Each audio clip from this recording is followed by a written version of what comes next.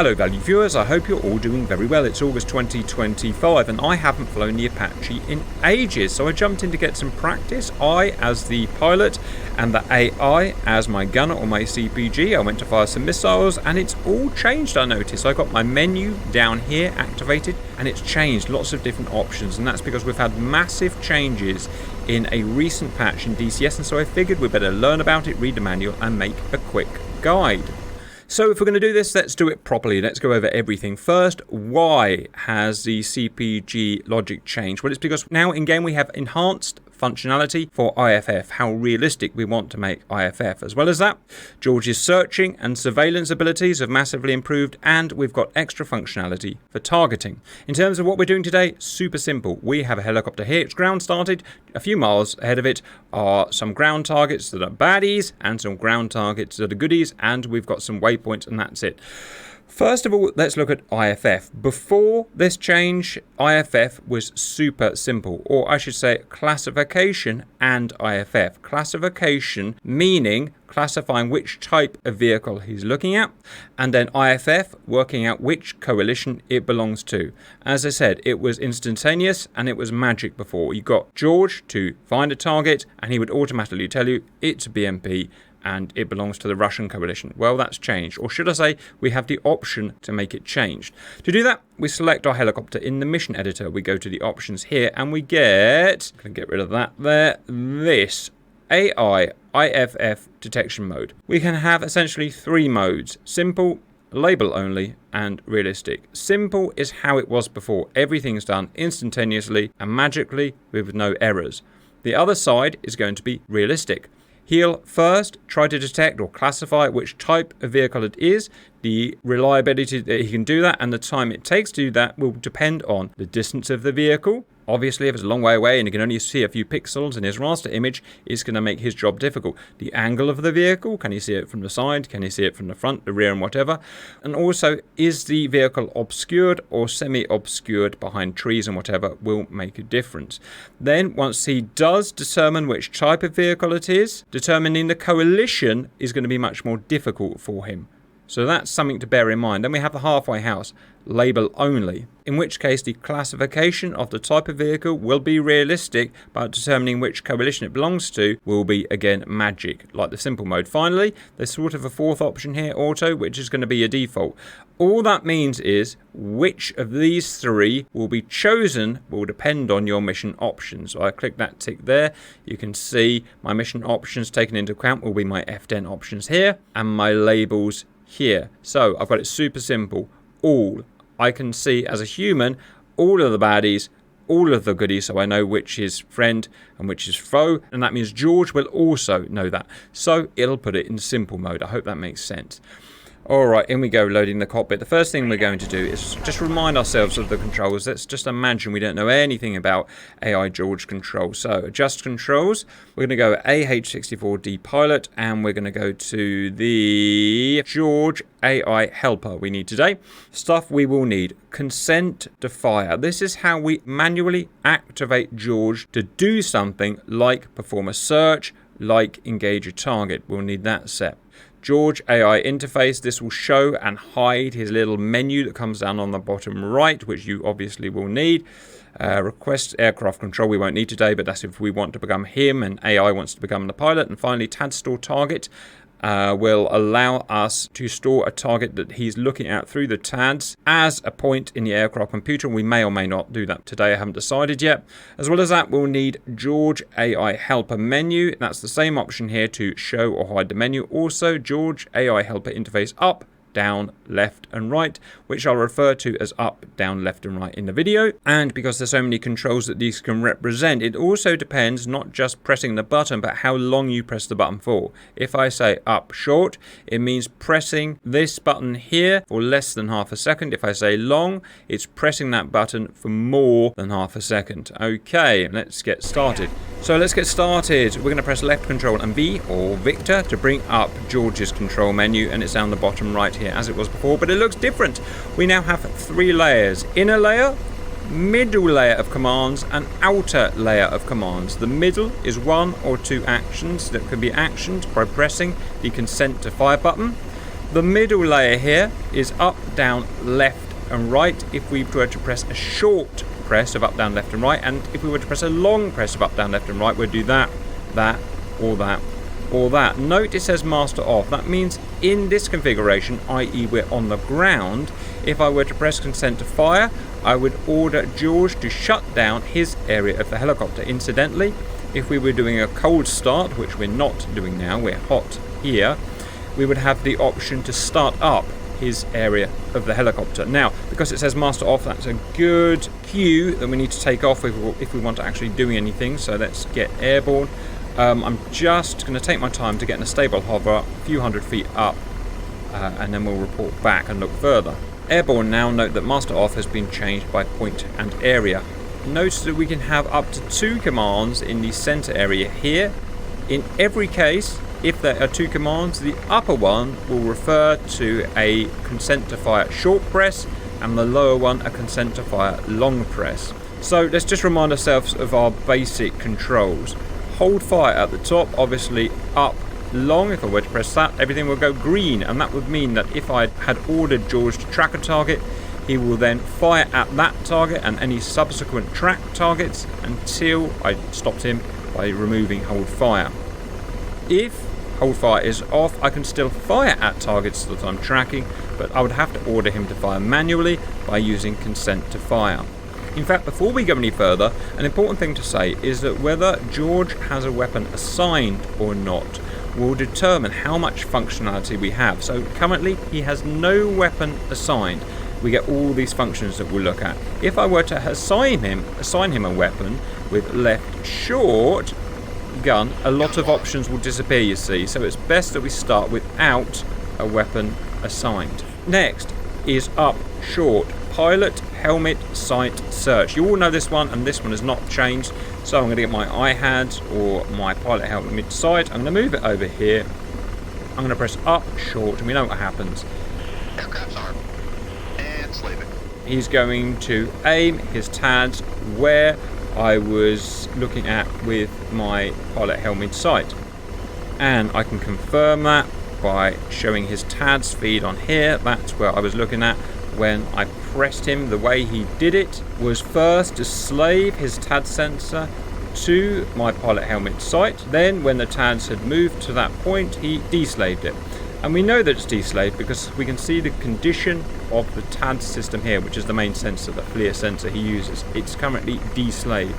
It can be various different conditions depending on what we're using it for, but it's a good idea to keep an eye on it. Now obviously, as before, if there were any targets, friendly or hostile, near where the area that my helmet sight was looking at, it would pick them up. If you remember, it gives me a list and I can do stuff to them, but I've deliberately chosen an area out here where there are no targets. Next we're going to go down long. You can just about read that. TAD's line of sight search. So if I press down long, I will force a TAD's line of sight search, and that simply means recheck that area where my TAD is currently pointing, which is of course that there, to look for any targets. I'll do that now, and there are no targets, so we're not expecting anything, and fine, it's come up as a blank. Next we're going to move on to searches and some surveillance. The 2 main searches we're going to look at are area searches and point searches. First, if I wanted to use an area search, I've got to choose which area I want to search. So if we look here, we currently have forward area selected. If I do left long, I come up with a list, and I've got 5: forward area, pilot helmet sight area, fire control radar targets, own priority fire zone, or an activated priority fire zone. Let's quickly talk about what each does, and then we'll go and use them. First, forward area, let me just unlock myself there, will mean that once commanded, George will continuously search an area in front of our helicopter 90 degrees laterally, so 45 degrees left, 45 degrees right, depending where our helicopter is aiming. Pilot helmet sight is similar. Instead, it centers on my pilot helmet sight there. It will go 45 degrees or 22.5 degrees left and 22 degrees right, and will keep going until cancelled. Fire control radar will mean that any current active fire control radar targets that we have, either from our own ship here or from another Apache sent via data link, we can surveil those targets. Own is similar to area, but the area will instead be a pre-designated priority fire control zone or activated priority fire zone. We're not going to do these two today. We've done a video about fire zones today. It's quite complex and we just keep it simple. Let's look at these three. I've jumped the gun here, haven't I? I haven't told you the buttons I'm pressing. So once this menu comes up, you can see on the bottom right, you can do previous search by doing up short. You can do next search by doing down short. I can exit the list by doing left short and basically start again. So let me do left long to get back in. And if I want to select one, then I'll do right short. Again, let's just imagine we're doing this from scratch and no one knows what I'm doing at all. So we can see on the left of George's menu, forward area is selected. And if I want to command the search now, all I need to do is go to the middle option here. It's the lower area is area. So that means consent to fire long press. Well, let's press that. Scanning with tabs. Off we go. So it's now going to scan up, down, left and right in the area that we talked about earlier. 45 degrees left, 45 degrees right until he finds something. And he's found something. And when he finds something, we've all seen this before, it comes up with a list here.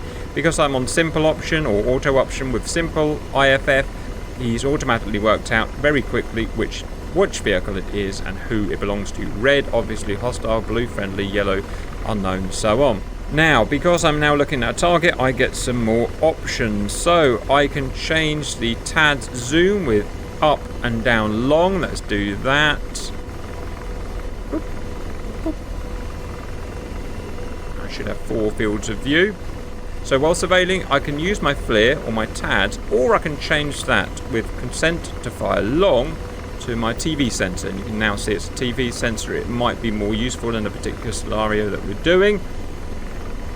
Press it again and we're back to the FLIR or the TADs. I could also go left short to exit that list. The list only shows one at the moment, obviously. If I do that, he will continue his search and he's just going to continue all day searching that area. And he's going to find probably a different target now, which he has. If I had a list of targets, I could use up and down short to cycle up and down those targets, which I don't have. So what I'll probably do now is keep exiting the list. I'm going to zoom out, which I've done. I'm going to exit the list until he finds a situation where he sees multiple targets. So let me just keep cycling through. So it's just searching in this 45 degree left, 45 degree right. There we go. There's 2 ground units within that TAD's view. You can sort of just see one there and one there. And you can see it's a BTR 80 and a BTR 80. So we can scroll up and down that list and you can see the TAD's designation changes to each target. If we want to use the new multi-selection functionality, we press select, which is consent to fire short. If I do that, then you can see we get this little arrow here on this guy here. We've now selected this guy as part of our multi-target selection. We can now go down to that guy and press it again there. We now have both targeted. I can also remove that one there. I can put it back just by using the same command each time, consent to fire short. I can get rid of that. The order that they are targeted in will be shown by obviously the number in the little flag or in the arrow.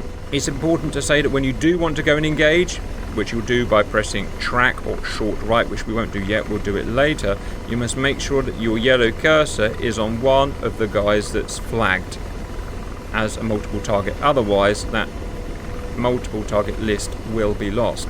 Okay, I think that's all of that functionality. I'm going to remove them because I don't actually want to target them yet. There's one more thing I want to show that I'm going to try to get to work. So I'm going to exit the list. I'm going to keep forcing him to search until he comes upon what I'm hoping will be a friendly. Let's just see if we can get it working. Ah, right, so there you see. It's located as a target, but we have a new option here. HOS unknown. That means it's actually found in this TAD sizing here, a hostile, as you can see there, the BT-80, but it's also found, well in this case, a friendly. So currently as our default, we're just showing hostiles and unknowns. If I were to left long, we show all targets, including friendlies, and now we can see that we have BTR-80, and if I go down the list, we also have a box spring radar, whatever the heck that is, friendly. So it's just a filter, basically, is all it is, and left long again, and I go back to just hostile and unknowns. One more thing I think I want to show here, and that is if I exit list again and it starts searching, if I were to pause there, and you can see it's busy searching, if I want to stop it searching and go to the last found target, I can go down long, and it will go to, well, that one we were just looking at. And there's another thing I want to say, actually. You know, this is easy doing a guide tutorial like this, but when you're under fire, this all can get very confusing. So if you get to the position where it's stuck doing one of these big searches, and you're getting annoyed and you can't stop it searching, the best thing to do, if I just unpause, as long as there's no list currently active, if I just press down short while it's searching, watch what happens. It kind of puts it in a dumb mode, or it puts it in a reset mode. It's actually fixing the TADs facing pretty much straight forward. It just stops what it's doing. Even if it's launching missiles, it will stop what it's doing, and it's just a good way of resetting and getting back to standard. I think I've only just figured that out myself, to be honest. So, okay, so let's move on to the next area. It's all pretty simple from now on. So if I go left long, I get my area list up. I'm going to go pilot helmet sight. I'm going to go select. Like that. I'm going to move my pilot helmet sight where I want to search. I don't know. Let's see if we can see any baddies. I can actually see one right there. Can you see that? There. Alright, if I have it about there, I go consent to fire long to start the search. He's going to start searching and has immediately found that one there. And it works the same. I can exit list and it will keep searching within the parameters I described earlier until it's found all of them. Again, if you want to proceed to the next stage, we'd go track target, but we'll do that a bit later. So the next thing I want to do is I'll show the fire control radar options. So I'm just going to exit list here. I'm going to go down short to put it into its kind of safe mode, reset here. Right, I'm going to get rid of this list, exit list, left short. Okay, so let's go. The radar target. So left long to get my list. Fire control targets are there, but look, it's not bright, it's dull. Why is that? Well, I've got no fire control radar targets, obviously, so exit the list. We need to go and obviously do that. So let's get my fire control radar on. Just a quick refresher. We press sight to select switch fire control radar to engage it as I selected sight, or make it center of interest, as I like to say. And I'm going to press scan to make it scan, make it pick up some targets. There's some lovely targets. Stop it scanning to officialize the target. Okay, now I'm going to go left long. I'm going to go down, and hey presto, we've got targets. I'm going to select it with right short. So we've told it that we want it to surveil these fire control radar targets. Now we're going to force it to do it by consent to fire long. Let's press that. You can probably guess what it's about to do. Now we'll keep an eye on that bottom menu. Busy cataloguing the targets from the fire control radar. Now as it does it, it will try and identify who they belong to, which coalition they belong to, which type of vehicle, and so on. So we can see we've got BTR 80. You can see as I move on to them, it's searching them a bit more. He's deciding which coalition they are, and so on. Which is cool, right? Because before we didn't know this. We knew whether they were a wheeled vehicle, we knew whether they were tracked vehicle or a SAM or whatever, but we didn't know if they're friendly or hostile. Well, now we can do this. What we're doing is physically asking him to search them and use his eyeballs on his screen to work out what they are, depending on the IFF options, which is critical, that we showed at the beginning of the video. That is what's going to determine how this all actually works, and that's critical. So then we can go and do stuff to them if we want. I've already showed multiple target selection, and I've got no extra options here. Slight changes. I've got TADS zoom up here, or unless we've looked at that. No, we've already looked at that already. We'll skip that. Okay, so that's all we're going to show with area searches, and as you can probably see, that's going to be bloody useful compared to what we had before. So what I'm going to do now is I'm going to exit my list. I'm going to change my center of interest, as I like to say, back to my helmet mounted display, which essentially deactivates the fire control radar, and we're kind of back to standard now. So that was showing 3 area searches off. We'd like to do point searches now. I've decided just to reset because it can get confusing if we have all that legacy information. So let's go straight away, add that up. Let's go and have our vid on TAD, and there we go. So this time we want to look at point. First we need to tell it which type of point do we want to look at. So we have point here, so right long. As standard, it shows a list of control measures that we have in a particular mission. If you remember what control measures are, well, they're basically units. Red, hostile units, blue, friendly units and other stuff. We've done a whole big video on this and understanding what the different types of points mean. Big 50-minute video, so not for today. But anyway, you've got those measures. We could select one of those and that would be our center point. Or we can have targets and threats, or we can choose from waypoints and hazards. Well, targets and threats is not bright. And that's because we don't have any targets and threats set in this particular aircraft in this mission at this time. But we do have waypoints and hazards, so let's go in there instead. Left long. We can see we have no hazards set, but we do have some waypoints. So let's choose a waypoint. Waypoint 1. Let's select with right short. We've now selected waypoint 1 as our point to search around. The next thing we need to do is to point our TADs at it. You can see we have point here. So consent to fire short. He's now going to slave his sensor to that TSD point, and you can see at the moment the TADS is still slaved to that point. We get the usual options. We get FLIR, which we can change to CV. Lasing, I don't think I've shown that. So lasing is laser range finding, and we can force him to do that by pressing right short. We'll now laser that to get a more accurate distance to that point, and we press it again to turn it off. Also, we've not actually started the search. We pointed the TADs at that point, but we're not started the search. If you want to start the search, we press search here, which is of course consent to fire short. He's now going to search around waypoint 1. He's busy doing that, and he's found the following targets within the parameters of the search. Wow, lots of targets. 4 targets. The order they appear in the list are, the closer they are to waypoint 1, they're going to be further up the top here. And that is searching points. We can now move on to tracking and engagement, I guess. I want to engage all 4 of these guys. Why don't we do that? So remember, we can select here with consent to fire short. Pop. And down. Let's get him. And let's get him. And let's get him. All 4 are now selected. Make sure we leave our cursor on at least one of them. And it will engage sequentially each of those selected targets when I ask him to, in the order we've shown there with the weapon that we ask him to. I'm going to go right short to track target and pip. So we're moving on to second stage now. What this means at this point is he's going to try and track the selected target number 1 with the TADs with what I would call a point track. That's not the correct term in the Apache, but it's near enough. So you can see it's got a little box around it, and with this type of tracking it will still follow the target when it moves. New options that we have are, first, field of view. So consent to fire short will change our field of view. Also, we can change our sensor as well, but I suggest we don't. We can see the condition of the TADs is it's now tracking a target. Next, we need to change our weapon, or should I say assign a weapon to the CPG. We do that obviously with left short. The weapons I've got are guns, rockets and missiles, I think. So let's go 1 there. We've got guns. Each time you select a weapon, you probably remember this from how it was before, you get to change some of its options. So what burst length of shells do I want? 50, 100, unlimited, whatever, don't really care. 20 will do fine. We get new options here. Old option, old option, old option, new option. So if I wanted to fire, I would press consent to fire short and he will engage the target. It would then move to the next target because I've got multi-target selection obviously, and then consent to fire again and it will engage that target. I've got this ADJ plus here.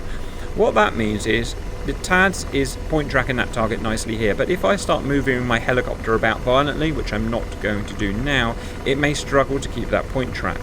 If that happens, we may need to ask George to override that point track with a manual track, i.e. manually keeping the cursor of the TADS on that vehicle. To do that, momentarily I will press and hold consent to fire. When I do that, this happens. The point track is now gone. He's now manually slewing this crosshair onto that target until I've leveled out again its suitable parameters for a point track. I let go of consent to fire and we've now regained the point track. We briefly went over rules of engagement before, but remember it's yellow at the moment, so hold fire is on. If I go to up long, it goes to free fire. Now it won't actually apply to this first target because we selected or we tracked this target when it was on hold fire, but the next target it will start with a free fire. So if I want to actually engage this guy, I'm going to press consent to fire short. Negative, that's too far. Oh dear, it's out of range, so it's not going to do it. Right, okay, fair enough. Well, let's in that case go to a more suitable weapon. Missile. It's on free fire, so he's automatically going to fire it, and he's done it. If it wasn't on free fire, in fact, let me just show you. If I change it back to hold fire, sorry, I'm just doing everything on the fly here, that I will have to force him to fire the next round. It's going to be a hit and a kill. Next target. So a slew to the next target, but it won't fire at him because I've put hold fire back on now. If I wanted to, Laser on. is he going to do it? Lasers off. No, it's not going to fire it. So to actually fire, I will need to press consent to fire short. Sorry, you're not obviously meant to do it like this, like Firing. constantly change your ROE. And I'm going to change it back to free fire now. Just trying to show all the different options that you get. Boom. Back in. Moving to next target. Obviously it's cycling through the 4 targets that we selected with our multi-target option. Right, he should fire automatically this time if everything's worked properly. We'll see. Lasers off. Yeah. All working nice and good, which is great. Speed it up. All busy humanoids. So these are the 4 targets, remember, that were around waypoint 1, which we selected as our point. Right, he's going to fire his last one. Now one thing I wanted to show, but I haven't, Laser on. the dice just haven't quite rolled in my favour, is what happens if we're in suboptimal conditions. If, for some reason, the parameters are not possible to make the shot like that gun. You remember when the gun was out of range, it wasn't possible to make that shot, and I couldn't force him to try and make that shot because the gun bullets just don't go far enough, right? But in some cases, like when I'm using these Hellfire missiles, we may be in what we would say a performance inhibited mode, which means that technically I could take the shot, but it's in a very bad, inefficient parameter, by which usually means I'm not quite facing the right direction. If I was turned around, 20, 30 degrees, I would be able to make that shot, but I would not be in efficient parameters. In that case, and this is a new feature, George would actually tell me, it would display performance inhibit, and he would actually tell me that as well. And if he's in a performance inhibit mode, even if he's selected to free fire, he will not take the shot. You can still, however, force him to take the shot if it's performance inhibit with consent to fire.